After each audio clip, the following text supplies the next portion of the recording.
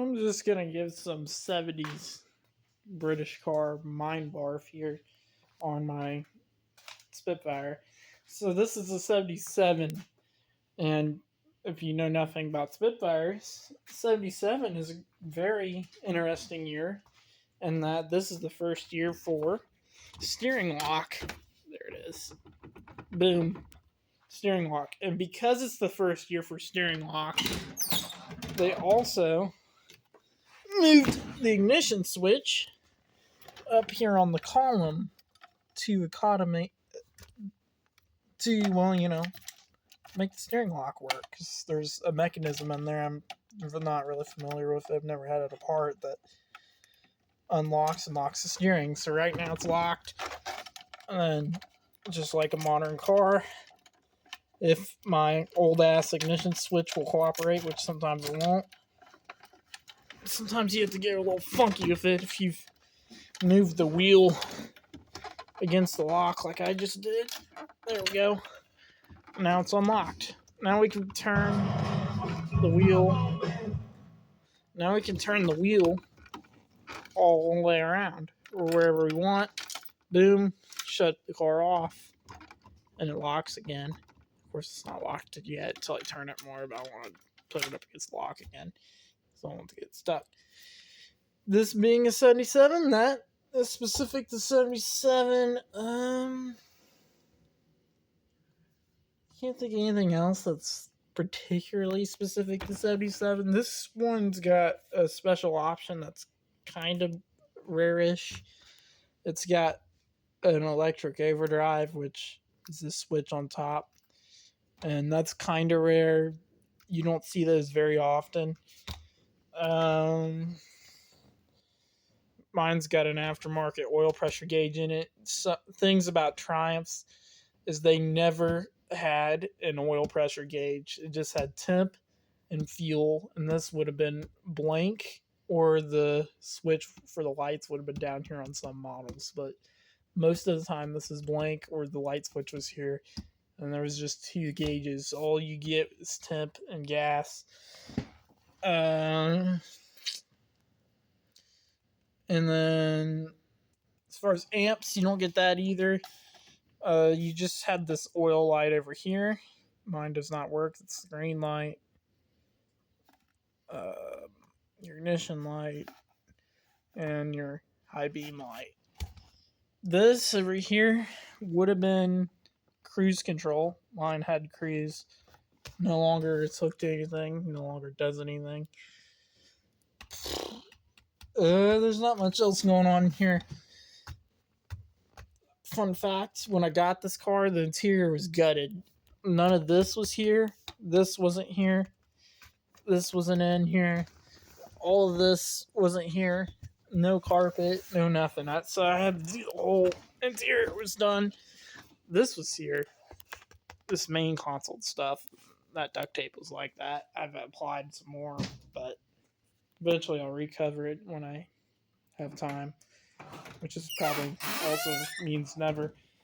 And a little bit of fun, the other day, I had just fixed this door handle because for, I don't know, 3 months or something, probably longer than that, like 5, this was disconnected, and I actually was reaching from the passenger side, open this door when I drove it every single day, and then I'd leave it kind of like this, and I'd walk around and get in, or I'd just climb in through the passenger side, which is a pain in the ass, and that was with the top up, because when I drove it to school every day, I left the top up when I was in there just in case of rain or whatever. And a funny thing is, the other day, I got the door panel back on finally because I fixed that, and then like another 2 months later, I finally put the door panel on. I know, right? So I put the door panel on, I get in, I shut the door, I go for a ride, have some fun with the car, come back to get out, reach down here, pull the handle, the whole handle comes off. It didn't even move the latch. The whole handle just comes off. So now I'm doing this to get in and out everywhere I go. Because it's summertime and I always have the top down. But as soon as I get a moment, I'm going to put a door handle in it. I'm going to order one real quick. And that won't take me long at all. I'll be able to take this door panel off and have a door handle on there in like 5 minutes. Because I've had the door panel on and off so many times, I know what I'm doing at this point. Something else that a lot of people don't know is how to properly put the top down so that they don't ruin it as far as creasing it up and stuff to where it doesn't seal anymore. And I didn't know this when I got the car, so I'm going to show just in case someone else out there doesn't know. So this is how you put it up. Boom, right? And then you do your snaps on both sides. Everybody knows that, right? Well, what I didn't know, and this is a very important thing to do if you want your top to last a long time and not get little spots like that, is you need to come in here before you put the top down. Undo your latches like normal. Right there and there. And then it has these snaps in the center right here.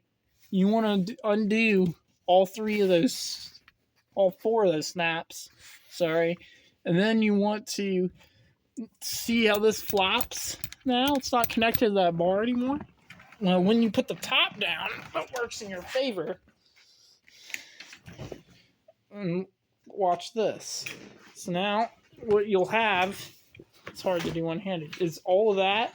See all that? All your back window will flop on your outside of your car. That's fine. That's completely fine. It's what you want. Then you'll push that down in there, just like that. And this will just flop over top. And you're done. Hang on, I screwed up a little bit. You gotta watch for stuff like that, though.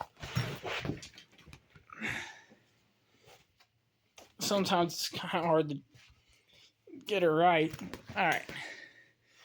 So now, there it is. Falls right down in there like that. Now you have this. Then you just take this and you flop it over. Just kind of put it in there behind the seat like that. Nothing to it, really. Put that in behind the seat.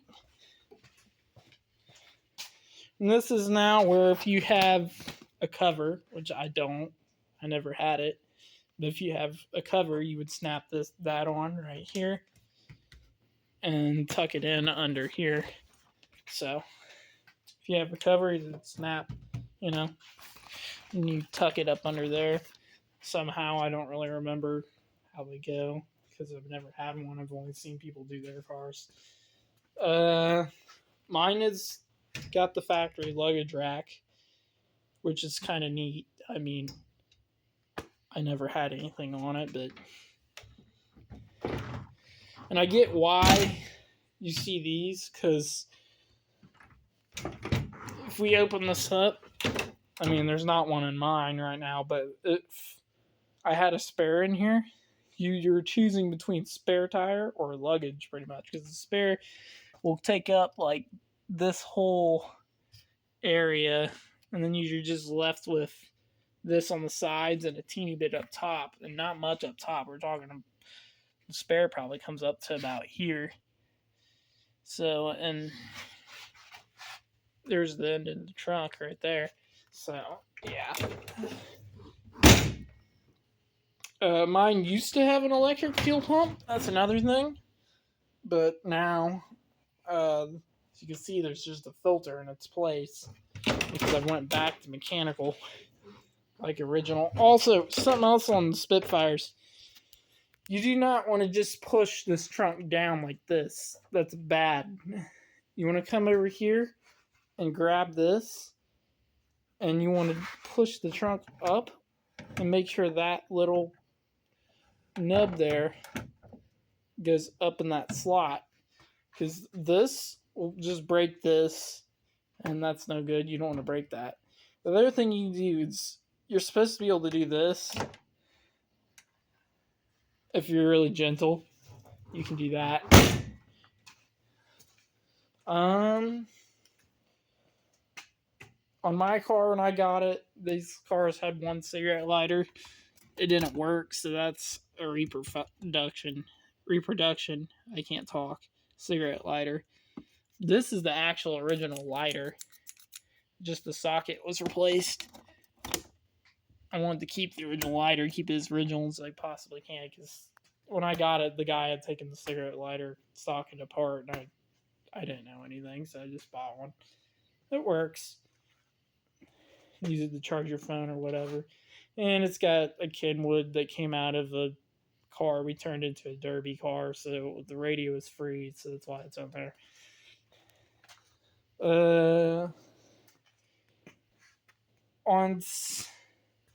So these cars started production 1964 was the first year.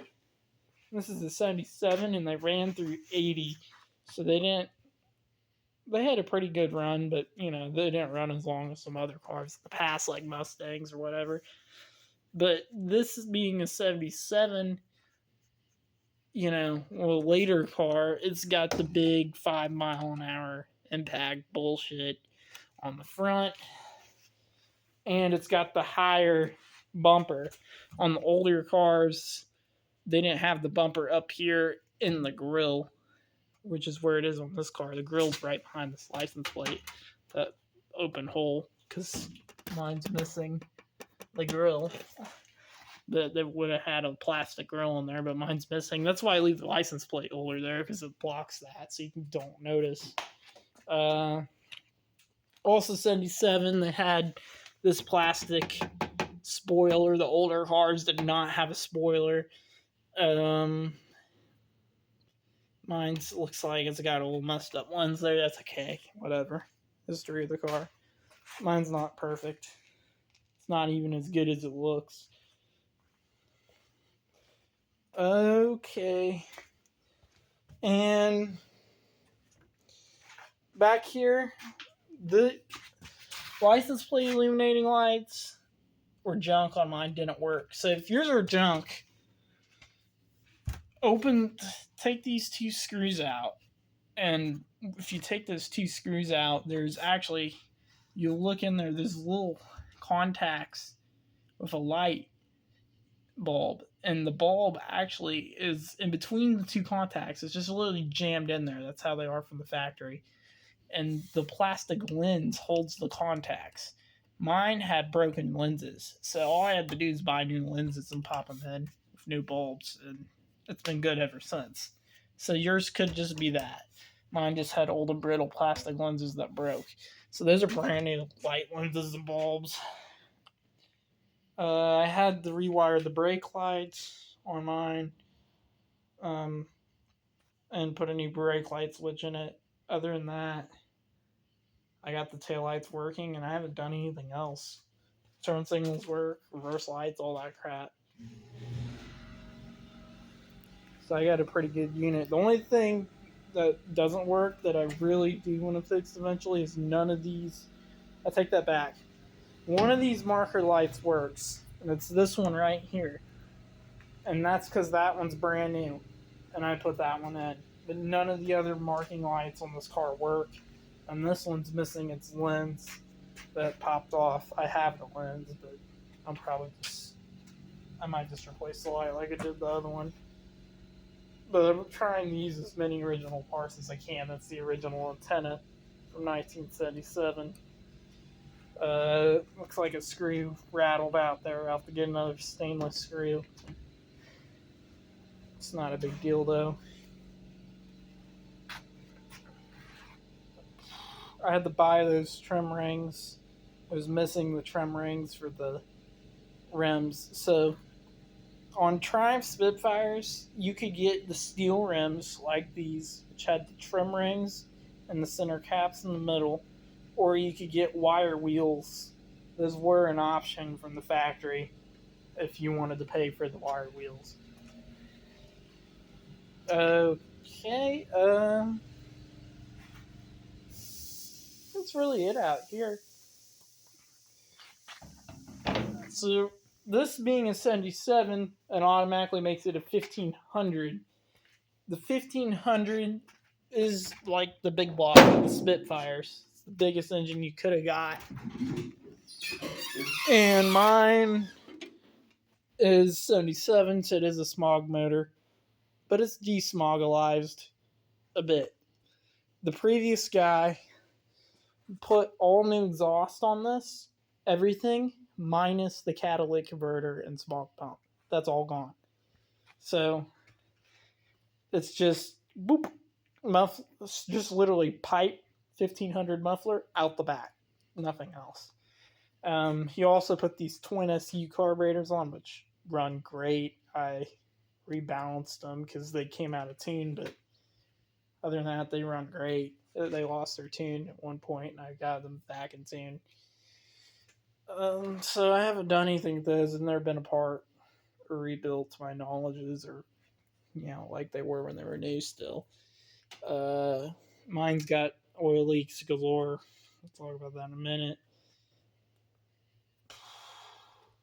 It was running this Holley fuel regulator because it had that high pressure electric pump on it, but that's no longer in service, and neither is the pump. I just haven't taken any of that off yet. It's probably going to end up on another project. And since they're SUs, it has a fuel rail here going to each carb. So there's that, because it has one fuel line in here, out to here, over to here.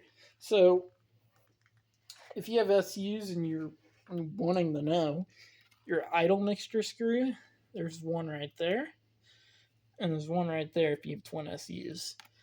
And there's two nuts, not nuts, but bolts. There's a bolt right here and a bolt right here on the other side, and those do your idle, like your transfer slot.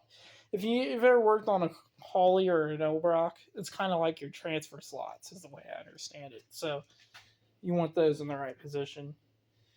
Mine's got an aftermarket aluminum radiator. My radiator met its demise, and it's cheaper to get aluminum nowadays than it is the stock radiator. So it's got that. It's got a new fan and fan clutch.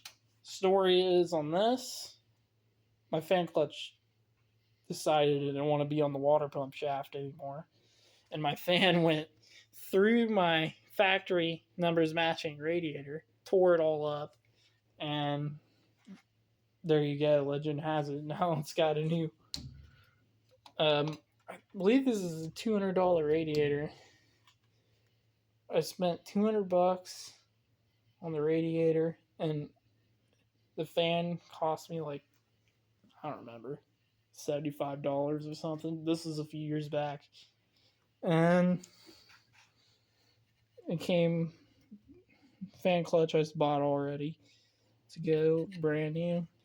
And mine's got a Yugo horn on it, a 12-volt Yugo horn. The original horns were never on it when I got the car, but I did get them with the car, and they are right here. So there's those. I might get them functioning one day, or I may not. And it came with this air horn the guy had, but I didn't really run it on the car very long. I had it on there for a little while. It works. We'll probably end up on another project. Yeah, that's all there really is to it. My temperature sending unit just went bad, so I could order one of those. So my temperature gauge doesn't work anymore. He also, the guy before me, put these shocks on, and they're really nice. I like them. I don't even have the original latch, so I couldn't go back if I wanted to. I wish I had the original prop rod just to have it, but I don't. So since I don't, I'm going to leave those since they're working. Alright, and there's the mechanical fuel pump. And this is this aftermarket oil line. decided the fitting here was going to leak like a damn sieve. So that's JB Weld quick steel. And it actually almost completely stopped the leak. Because this thing actually ran out of oil. And I shut it off because it went down to 0 psi and rolled it into a gas station. Bought oil, drove it home before it got down to 0 psi, and I was able to slap some quick steel on this for a temporary fix. And I'm going to buy a new oil line. It's not going to stay butchered like that. It's going to get a new oil line going up there, and that's just extra oil pressure up to the lifters and up to the valve train. That's all it is. It's just extra oil. It's just to send extra oil from the oil pump up to the valve cover. Because these Spitfires and Triumph 4-cylinders don't have very good top-end lubrication. There's the smog pump. She's just, hanging. She's just a swinging. And it's, hooked to nothing. So there's that. It does work, I'm pretty sure. He just disconnected it, and it's missing the bracket down in there on the bottom, so that's why it's just a swing in. So I'll have to do something with that. And I have to fix the overdrive. It's also got the center fuse prongs are broken off. So that was the running lights. So it's now got an inline fuse for that. Someday maybe we'll get a new fuse box and wiring harness, and we'll get rid of all that nastiness. But it's got a couple of these on it. Inline fuses, actually multiple. It's got this one. It's got 3. So this is for the running lights. It's got one over here for the radio. It's just tied into the battery. And it's got one more up under the dash for the brake lights. And the brake lights are hooked in up here too at the battery on the starter solenoid. And it really needs an ignition switch too, but it's expensive because if you don't know, the 77 and up ignition switch is more money than the one they had mounted down here under the column, which is 76 and older, was always mounted under the column.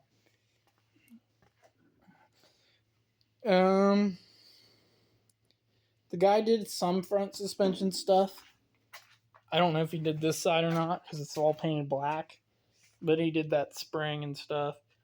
I drove this thing every day, and as a daily driver this year pretty much, and it's doing really good.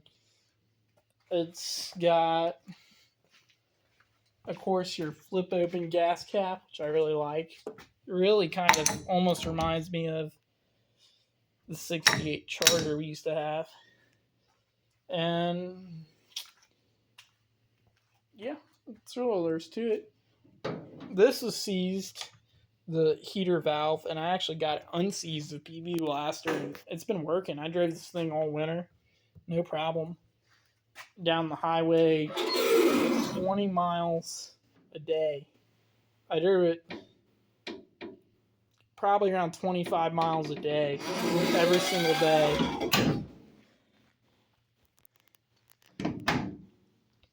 And it did really good through the winter and everything. Really drove it in more salt than I wanted to, but that was because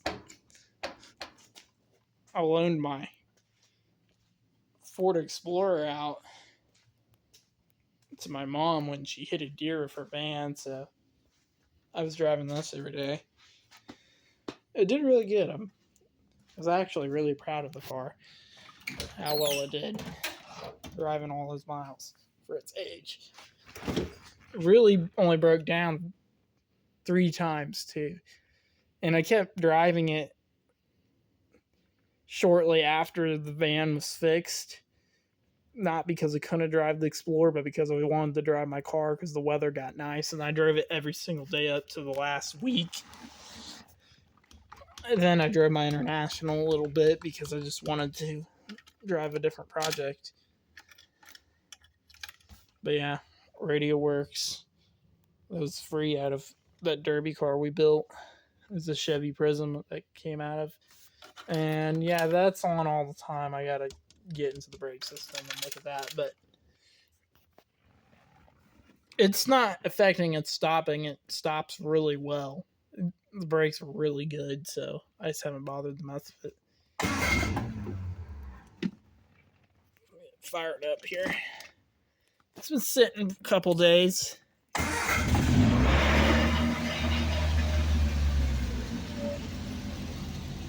She sounds good. She's a runner. Yeah.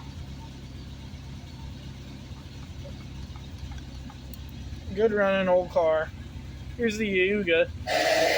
Ah.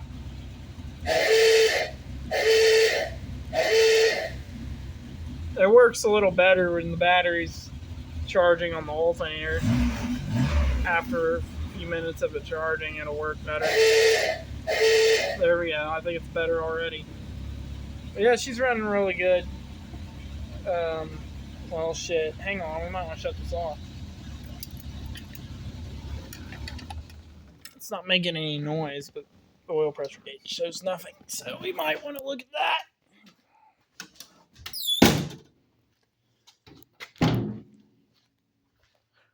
Because I care about this engine just a little bit. Eventually, I'd like to put a TR6 6-cylinder in it or something, Triumph 6-cylinder, because they bolt right up. The only thing you have to change is the hood, because you either have to cut a hole in this hood or you have to put a bubble in it. Because that's why the GT6, which is the Spitfire that is the hatchback, it's just a Spitfire hatchback with no convertible top, but they call it the GT6 because it has that TR6 drivetrain that's also in the TR6 in it, which is a straight 6. And it comes up to about here. It's about this long. And it has like a really small radiator way up here. But those cars are pretty zippy, so it'd be nice to put that in here. It's a little more power than what this makes. I think the oil leak got the best of us, and I'm going to have to get that fixed before I drive it any. But you heard it run anyways. There's some oil on the stick. It's not dry.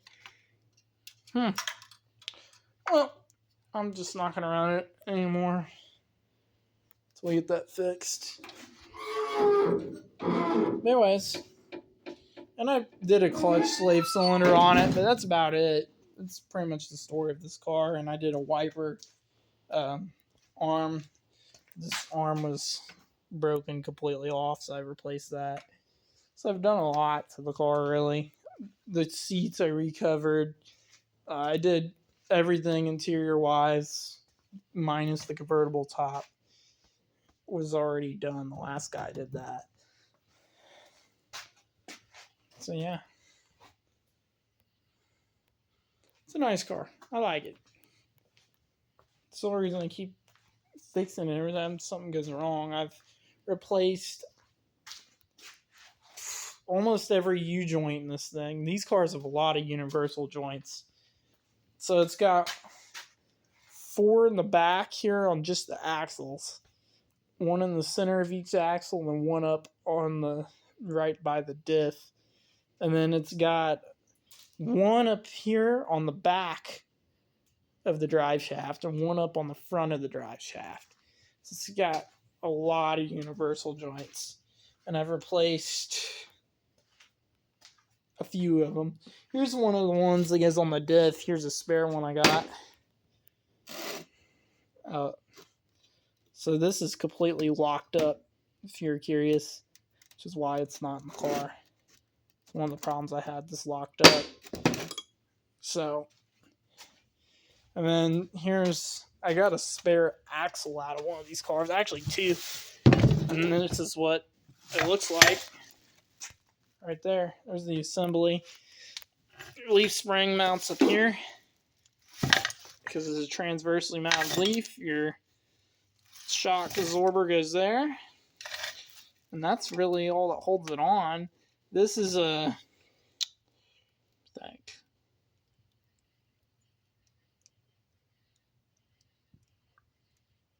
I'm not really sure what mounts here. Oh, I'm gonna look at the car real quick. Gotta get down here. She's low too. Look at that. That's all the ground clearance you get. That's all you need. Okay.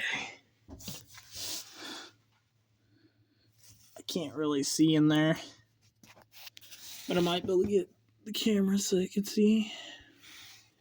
Oh, yeah. Okay. So that's where the traction bar mounts. It has this bar right here. That's your traction bar. It comes up and mounts right there on the frame or body or wherever that's mounted. I think it's mounted to the body. Yep.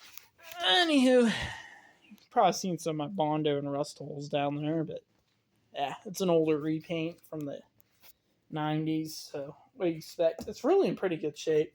I've had it waxed once, and I'm probably going to clean it up and buff it and wax it again at some point because it probably kind of needs it. It's pretty shiny on video, but it's not as, it's a little dull-ish in real life, and it's got a lot of imperfections in it that you really can't see unless you're right in front of it like I am right now. But it's not bad, and I kind of don't want it to be perfect because I drive this car and I use it. I drive it down a lot of back roads and stuff for fun. And it's got some dash cracking and stuff that I'd like to fix. That's more recent. It's getting worse over time. I might get in there and fix that too at some point. I'm just really enjoying the car right now, and I don't want to take it off the road during the summer, so I'll deal with all that stuff in the winter. Main thing is I'll get the oil leak fixed, I'll do the overdrive, and I'll just drive it and look at the brake light, and then I'll just drive it. And then in the summertime, in the winter, I'll get in and do all that harder stuff that takes more time because I want it on the road. Oh yeah, mine, if I didn't say it, it does have a manual choke, which was factory on this car. Some of them had automatic, some of them had manual. Mine had a manual choke. So I think that's one of those things where you can get the car either way. I think it depends on what carburetor your car came with originally. I think they had a couple different options or something. Someone will correct me on that, I'm sure. It's the internet. But my 77 Triumph Spitfire 1500 is a pretty good old girl. And there you have it. I'll show you one thing real quick. One of the reasons I know this is a repaint is if you look in the trunk, you can see some telltale signs of it. And one of them is this. The trunk lid is the original factory red. And the rest of the car on the outside is a little bit different shade of red. It's not a good, bad red, but it's a different shade. But if you don't know anything about these cars, the tag is in here. And this tells you the birth date of the car and all that stuff. So this car was born on December of 1976 for the 77 model year. The gross vehicle weight is 2,340 pounds. It gives you the trim, and the paint color code for this car is 72, which is red. It's that British red that Triumph had. And the trim is C11. And then, so you can see vehicle emission tag, control information. This vehicle conforms to U.S. EPA regulations applicable to the 1977 model year new motor vehicles catalyst. And that is your emission sticker. and this was taped off and painted around. That's another reason I know this was repainted. This looks like they took off and put back on, but that's another reason I know it was repainted. But it also has the tag under the hood that specifies it as being a emission control vehicle. Not that anybody cares, but I think it's cool that this stuff is just still there. And there's the charcoal canister right there. It's still there. It's just not hooked to anything. That's mounted to the radiator support. That's your overflow, of course, for your radiator. And there's that. Vehicle emission control information, British Leyland, Coventry, England. Exhaust emission control type, A1 EGR Cat. Spitfire Midget. Idle mixture screw setting procedures are on here. Warm up engine, all the stuff is really cool. That's just still here. Engine settings, idle speed, 800 RPM. It tells you the timing at idle, 10 degrees before top dead center, spark plug gaps, idle mixture screw valve clearance. All this stuff is really cool to see. Though this was originally a single carb car, so the idle settings don't really work with this thing. Well, whatever. She runs good.